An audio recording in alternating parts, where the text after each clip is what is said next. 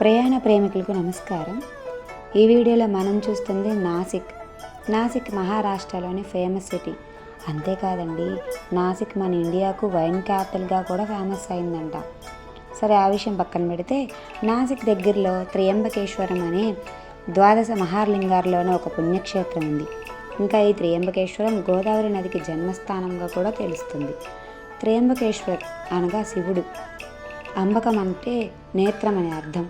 ఇక్కడ శివుడు సూర్యుడు, చంద్రుడు, అగ్ని అనే 3 నేత్రాలతో వెలిసిన దేవుడు.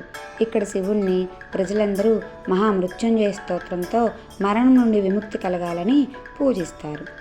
అదేనండి, ఓం త్రయంబకం యజామహే సుగంధిం పుష్టివర్ధనం ఉర్వారుకమివ బంధనాత్ మోక్షో మృత్యో మమామృతాత్.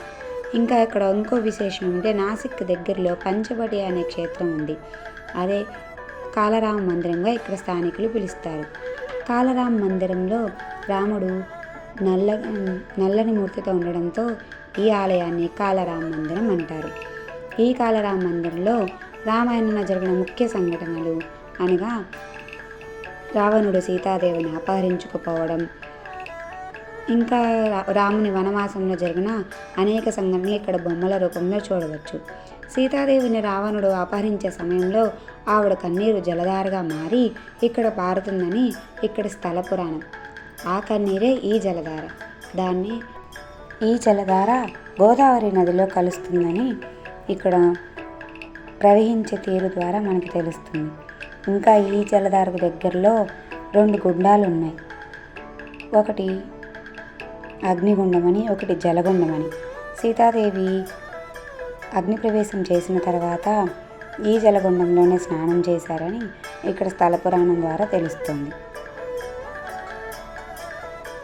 ఇలా రామాయణ సంఘటనలన్నీ ఇక్కడ స్థల పురాణం ద్వారా తెలుసుకోవడం, ఇలా చూడటం నిజంగా చాలా చక్కటి అనుభూతినిస్తాయండి.